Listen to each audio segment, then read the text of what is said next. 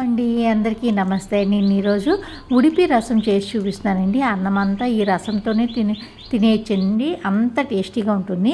ముందుగా స్టవ్ మీద ఒక కడాయి పెట్టుకుని 1 టేబుల్ స్పూన్ ఆయిల్ వేసుకొని మెంతులు, జీలకర్ర, ధనియాలు, అలాగే పచ్చిశనగపప్పు, మినప్పప్పు ఇది కొద్దిగా దోరగా వేయించిన తర్వాత ఇందులో ఎండుమిర్చి ఒక 4-5 ఎండుమిర్చి, అలాగే పచ్చి కొబ్బరి వేసుకుని వేయించుకుని వీటిని చల్లారనిచ్చి కొద్దిగా వాటర్ పోసుకుని మిక్సీలో మెత్తగా గ్రైండ్ చేసుకోండి.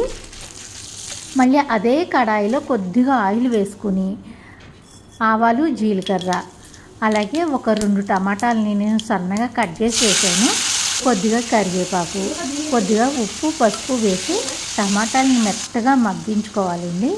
ఇది మెత్తగా మగ్గిన తర్వాత ఇందులో చింతపండు రసం పోసుకోవాలి. మనం రసానికి సరిపడగా వేసుకోండి. ఇందులో కొద్దిగా సాల్టు,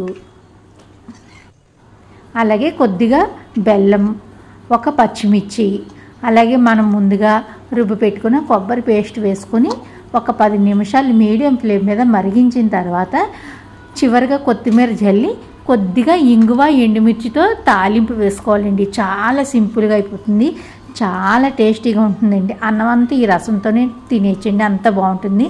ఒకసారి తప్పకుండా ట్రై చేసి చూడండి. మళ్ళీ మరొక వీడియోలో కలుద్దాం. అంతవరకు బాయ్ బాయ్ ఫ్రెండ్స్.